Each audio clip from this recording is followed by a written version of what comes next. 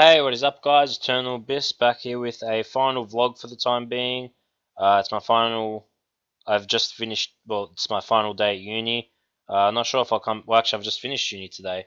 I know I finished a lot later than most other people, but that's just how it is. Since it's my last week, I kind of want to talk about how my skill, like what I've learned this last trimester. Um, Warning though, I just want to say this will probably be my last vlog for a while. I don't know if I'll come back to it. If I do, they'll probably be a bit different, focusing on different stuff. But onto this vlog. So this one is about kind of like what I've learned this trimester, especially in terms of coding mainly. So this was what I was capable at the start of the trimester. The main thing, like the ball is meant to die when something hits it, which it's not doing. And also when you reach the end of the level without dying, you're meant to go to a new level. Again, I didn't know how to do those things. So one thing I did not figure out how to do is how to make move to different waypoints there. So that was just the one thing I learned. Now I've programmed this game. Now this game is slightly different. I used a little bit more coding than what I knew, so I had to figure out, like, this game wasn't overly hard. It's just that more it was physics based and I wasn't totally used to it, but it has a win system, which is there's actually an invisible cube right in between those flagpoles that when you hit it, bam, new level.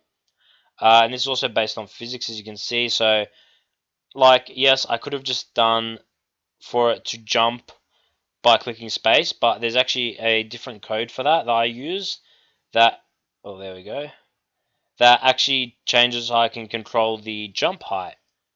Yes, I never did master the, I could only have a double jump, don't know why. So I also, as you can see, made it win.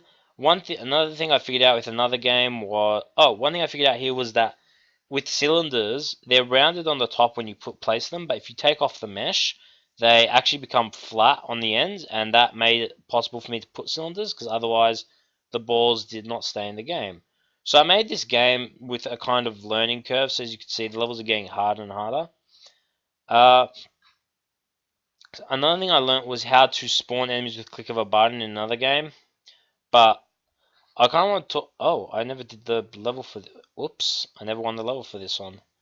Another thing I learned was two mistakes I made was one, as clearly evidenced by this game, I started my games too late, my assignments, and so I rushed them.